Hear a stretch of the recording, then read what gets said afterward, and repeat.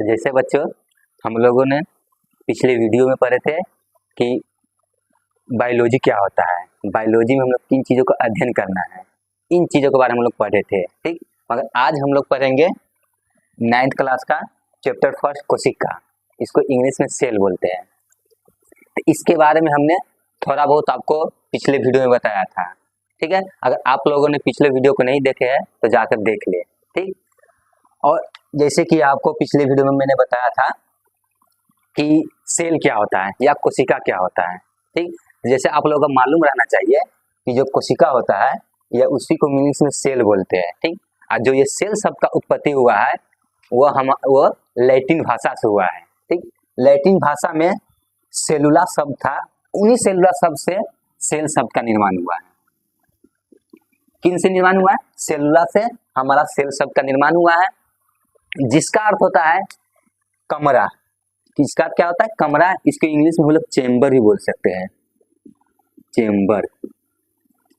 इसको इंग्लिश हम लोग चेम्बर भी बोल सकते हैं, चेम्बर को हम लोग हिंदी में कमरा बोलते हैं, ठीक ना। तो पहले जैसे कि आप लोगों को पता होना चाहिए कि जैसे आपसे कोई पूछ सकता है कि कोशिका की परिभाषा क्या होता है, ठीक ना। तो उसका परिभाषा हम लोग बता सकते हैं कि संसार के सभी जीवों का या किसी भी प्राणी हो, उनका जो शरीर होता है छोटी छोटी संरचनात्मक एवं क्रियात्मक इकाइयों का होता है, ठीक ना। जैसे यहाँ पर आपके लिए परिभाषा है, जीवों की सबसे छोटी रचनात्मक एवं क्रियात्मक इकाई को कोशिका कहते हैं। अब कोशिका जो होता है हमारे शरीर का सबसे छोटी इकाई होता है। छोटी इकाई कहने का मतलब जो हमारा शरीर होता है वो जो जिन चीजों से मिलकर बना होता है उनमें सबसे छोटी इकाई कोई होता है तो वो कोशिका होता है। जैसे मैंने आपको पिछले वीडियो में बताया था कि कोशिकाओं का समूह मिलकर उत्तक का निर्माण करता है और उत्तक का समूह मिलकर हमारे अंग का निर्माण करता है। अंग जैसे कि आप मान लो हाथ हो गया, आँख हो गया, कान हो गया, बाल हो गया, नाक हो गया, ये सब क्या है? हमारा दिल, फेफड़ा, ये सब क्या है? हमारा अंग है। तो इन कोशिकाओं का समूह मिलकर उत्तक का निर्माण करता है और उत्तक का समूह मिलकर हमारे अंग का निर्माण करता है। और जो हमारा अंग है, सारा अंग मिलकर एगो पूरा हमारा शरीर का निर्माण करता है। जैसे आप देख सकते हो, जैसे हाथ हो गया हमारा, पैर हो गया, आँख हो गया, नाक, इस सब मिलकर क्या हमारा पूरा शरीर का निर्माण कर रहा है, ठीक। तो ये सब हमने आपको पिछली क्लास में बता दिया था, ठीक। तो जैसे आप देख सकते हो कि यहाँ पर मैंने आपको परिभाषा बता दिया, ठीक। तो आपको मन में एक विचार चल रहा होगा कि कोशिका का खोज किसने किया था, कब किया था, कैसे किया था, इन चीजों के बारे में आपको मन में विचार चल रहा होगा, ठीक। तो मैं यहीं पर आपको विचार को खत्म करूंगा और यहाँ पर बताना चाहूंगा, ठीक। जैसे आप लोगों को पता होगा कोशिका की खोज सर्वप्रथम रॉबर्ट हुक ने किए थे।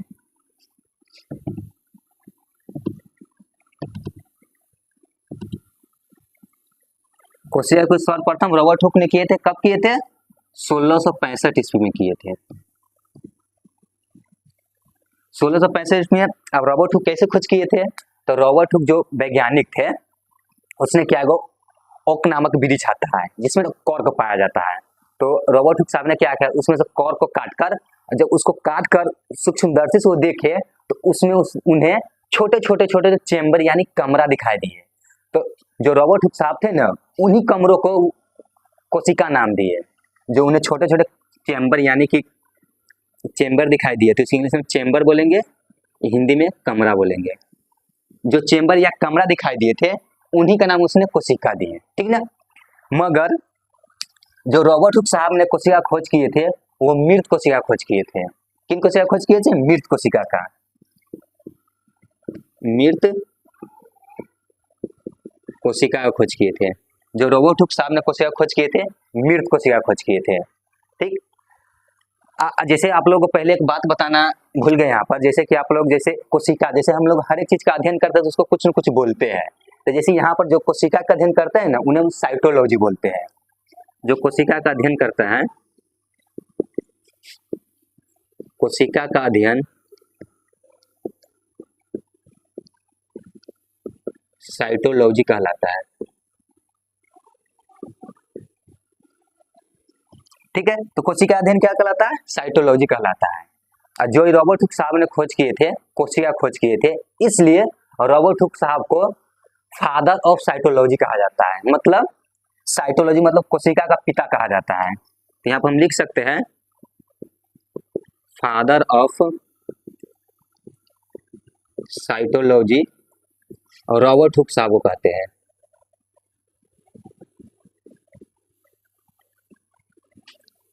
फादर ऑफ साइटोलॉजी किसे कहते हैं? रॉबर्ट हुक साहब को कहते हैं, जिसने कोशिकाओं को खोज किया था। तो आपके मन में एक विचार और चल रहा होगा कि जब मृत कोशिका खोज रॉबर्ट हुक साहब ने किए थे, तो जीवित कोशिका खोज किसने किया था? तो इस सारी बातें हम आपको बताएंगे, क्योंकि जो जीवित कोशिका खोज किए थे वो हमारे वैज्ञानिक एंटोनी वान लीeuwenhoek ने किए थे। ठीक, और वो कब किए थे? 1674 ईस्वी में किए थे। कब किए थे? 1674 ईस्वी में। तो उसके बारे में हम यहाँ पर लिखते हैं, पहले इसको थोड़ा मिटा लेते हैं।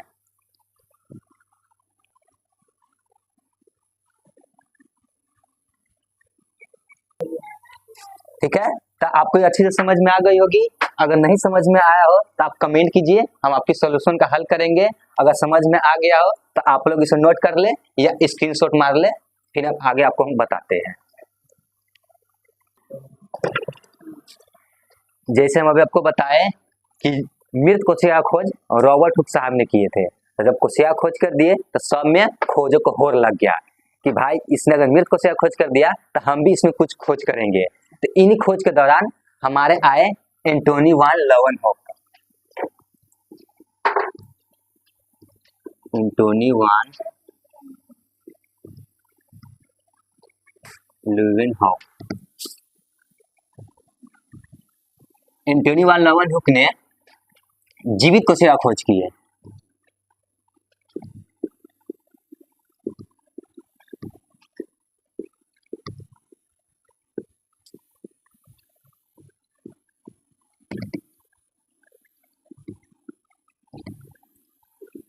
जो हमारे एंटोनी वान लीeuwenhoek ने थे, उसने क्या चीज खोज की है? जीवित कोशिका खोज। ठीक ना, इसने कब किए थे? 1674 ईस्वी में। ठीक, जैसे आप लोगों को पता होगा कि मृत कोशिका खोज रॉबर्ट हुक साहब ने 1665 ईस्वी में किए थे। तो यहीं पर एंटोनी वान लीeuwenhoek ने 1674 ईस्वी में जीवित कोशिका खोज की है। क्या था कि एक दिन हमारे जो लीeuwenhoek साहब थे, एंटोनी साहब थे, वो ऐसे ही खाना खाकर, जैसे कैसे हमारे यहाँ जैसे बड़ बुजुर्ग हो गए या कोई भी व्यक्ति खाना खाने के बाद ऐसे कुछ लकड़ी लेकर दांत में अनाज कुछ फंस जाता है, उसको निकालते रहते हैं, वैसे ही दिन एंटोनी साहब खाना खाने के बाद दांत में से कुछ निकाल रहे थे। निकालते निकालते ना उसके हाथ में कुछ लग गया। उसी को जब उसने माइक्रोस्कोप में देखा तो वहीं से उसने जीवित कोशिका खोज कर दिए। जब उसे देखा तो देखने के बाद क्या था, कुछ में बहुत सारे उसको जीव ऐसे मोशन मतलब गति करते हुए दिखाई दिए, जिसके बाद उसने इसे जीवित कोशिका का खोज कर दिया।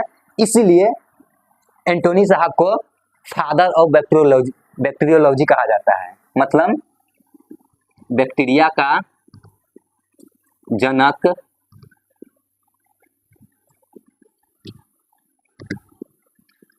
एंटोनी साहब को कहते हैं। ठीक, तो बैक्टीरिया के जनक कौन है? हमारे एंटोनी साहब है, जो इसने क्या किए थे? जीवित कोशिका को खोज किए थे। क्योंकि जब वो देखे थे तो उसमें जो बैक्टीरिया सब चल रहे थे जीवित था। ठीक ना, तो यहीं से इन्हें क्या कर दिया? जीवित कोशिका का खोज किए। तो जीवित कोशिका खोज किसने किए? एंटोनी वान लीeuwenhoek ने किए। ठीक, तो इसी प्रकार से क्या हुआ, हमारे जैसे कोशिका खोज हो गया, तब धीरे धीरे इस खोज में भीड़ बढ़ते चला गया। बहुत सारे वैज्ञानिक इसमें भाग लेने लगे, सब इसमें रिसर्च करने लगे। अब सब जैसे रिसर्च करें, जैसे रॉबर्ट हुक साहब को सफलता मिली, एंटोनी साहब को सफलता मिली, इसी प्रकार से बहुत सारे वैज्ञानिक इसमें अपना रिसर्च करने लगे। इसी रिसर्च के दौरान 1831 में रॉबर्ट ब्राउन नामक वैज्ञानिक आया। कितनी ईस्वी में? 1831 ईस्वी में रॉबर्ट ब्राउन नामक वैज्ञानिक आए। आप सब क्या कर रहे? कोशिका में खोज कर रहे थे। तो जो हमारे रॉबर्ट ब्राउन साहब थे ना, सब तो क्या कर रहे थे? इसी कोशिका को खोज किया। जो हमारे रॉबर्ट ब्राउन साहब थे, वो कोशिका के भीतर जाकर केंद्रक का खोज कर दिए। क्या चीज खोज कर दिए? केंद्रक का। जैसे आप लोगों को पता हो कि जैसे हमारा शरीर कंट्रोल किससे होता है? दिमाग से। जैसे हमारा शरीर को पूरा कंट्रोल कौन करता है? दिमाग करता है। उसी तरह से यहाँ पर कोशिका का दिमाग हम केंद्र को बोलते हैं, क्योंकि कोशिका को पूरी तरह से कंट्रोल करने का काम केंद्र करता है, ठीक ना। तो इन सब के बारे में हम अच्छा से आगे जानेंगे। हम पहले यहाँ पर थोड़ा सा बता रहे हैं कि 1831 में रॉबर्ट ब्राउन साहब ने केंद्र का खोज कर दिए थे। तो जैसे आपको पता होगा कि अब केंद्र क्या है, तो आप घबराइए नहीं। कोशिका का हर एक अंग के बारे में बहुत डीपली से हम आपको बताएंगे। इसमें आपको घबराने की कोई जरूरत नहीं है। अब बस यहाँ पर इतना ध्यान रखिए कि 1831 में रॉबर्ट ब्राउन साहब ने केंद्र का खोज कर दिए थे, ठीक।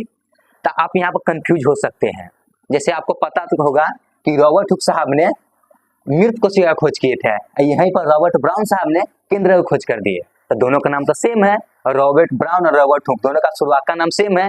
तो इसमें आप कहीं कंफ्यूज हो सकते हैं। तो हम आपको कुछ ऐसा ट्रिक बताने जा रहे हैं जिससे आप इन दोनों में कंफ्यूज नहीं होंगे, ठीक है। जैसे आप लोग मान के चलिए कुछ फल उल खाते हैं, जो फल उल खाते हैं तो फल में देखो कि फल के बीचों बीच में क्या रहता है? बीज रहता है, बीज रहता है ना। तो आप गौर से देखे होंगे कि जो उसमें बीज पाया जाता है, आप गौर से देखिए उसमें जो बीज रहेगा हल्का ब्राउन कलर का रहता है। किस कलर का आता है उसमें का बीज? ब्राउन कलर का। और जो बीज कहाँ पाया जाता है? फल के बीच में पाया जाता है। तो हम इस हिसाब से याद रख सकते हैं कि रॉबर्ट ब्राउन मतलब जो बीज का कलर किस कलर का होता है? ब्राउन कलर का होता है। तो हम कह सकते हैं कि रॉबर्ट ब्राउन साहब ने केंद्र का खोज किया, क्योंकि जो हमारा बीज पाया जाता है वो फल के बीच में पाया जाता है और वो ब्राउन कलर का होता है। तो हम इन ट्रिक से बता सकते हैं कि जो केंद्र का खोज किया रॉबर्ट ब्राउन। तो इससे आप शायद ही आप कभी कंफ्यूज होइएगा कि रॉबर्ट ब्राउन और रॉबर्ट हुक में आप फिर कभी नहीं कंफ्यूज हो पाइएगा, ठीक। तो जैसे आपको पता होगा कि बैक्टीरिया के जनक किसे बोलते हैं? एंटोनी को। और हमारा क्या हुआ 1831 में रॉबर्ट ब्राउन ने किसका खोज किया? केंद्र का खोज किया। तो यहाँ पर हम लिख देते हैं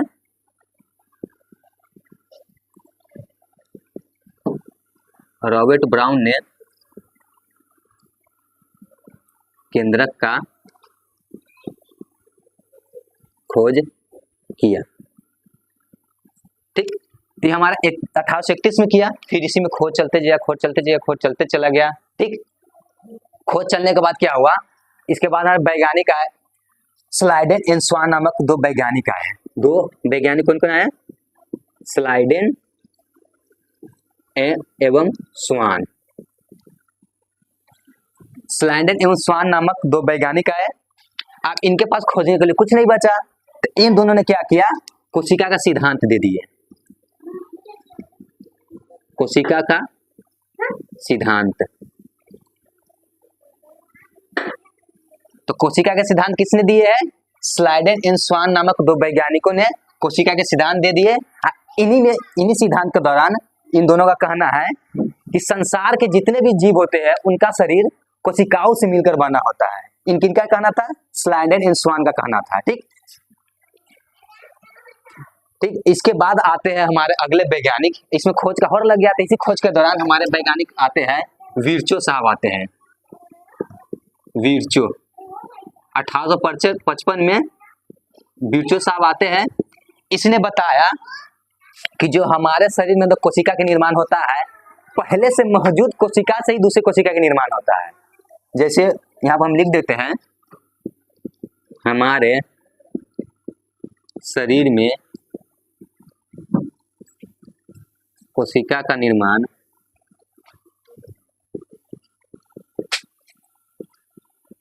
पहले से मौजूद कोशिकाओं से होता है, ठीक। जैसे हमारे शरीर में कोशिकाओं का निर्माण पहले से मौजूद कोशिकाओं से होता है। अब वो कैसे होता है? जैसे इसमें क्या होता है, जो कोशिकाओं का निर्माण करता है ना, जैसे इसके बारे में आगे हम उसे डीपली में बताएंगे, फिर भी हम यहाँ पर आपको थोड़ा बता दे रहे हैं। जैसे हमारे शरीर में कोशिकाओं का निर्माण होता है, तो जो कोशिकाओं का निर्माण करता है ना, उसे ना मातृ कोशिका बोलते हैं, ठीक। और उन कोशिकाओं से जो कोशिका का निर्माण होता है ना, उसे हम पुत्री कोशिका बोलते हैं। तो मातृ कोशिका हो गया, पुत्री कोशिका, इन सब के बारे में आगे पूरी डिटेल से पढ़ना है, ठीक ना। फिर भी हम यहाँ पर थोड़ा आपको बता दिए कि जो कोशिका का निर्माण करता है उसे हम मातृ कोशिका बोलते हैं, और जो उन कोशिकाओं से निर्माण होता है उसे हम पुत्री कोशिका बोलते हैं, ठीक है। जैसे कि मान के चलिए कोई कोशिका है, तो जैसा आपको बताया है कि बीच में क्या होता है, केंद्रक होता है। तो क्या होगा, इसका आकार ना है धीरे धीरे पचकते चला जाएगा। जैसा अभी पूरा गोल है तो थोड़ा आगे क्या होगा, आगे जाने के बाद क्या होगा, थोड़ा इस टाइप का आकार हो जाएगा, पचक जाएगा, केंद्र के बीच में आ जाएगा। इसी तरह से करते करते क्या होता है, इसके ऊपर एगो तुर्क धागा आ जाता है। तुर्क धागा आने के बाद क्या होता है, ये बीच में से कट जाता है, मतलब बट जाता है।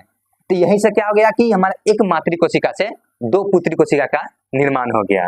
ठीक, तो यही बीचो साहब बताया था 1855 में कि हमारे शरीर में कोशिका के निर्माण पहले से मौजूद कोशिकाओं से होता है। ठीक, तो ये क्या हो गया, तो हमारे वैज्ञानिक साहब हो गए।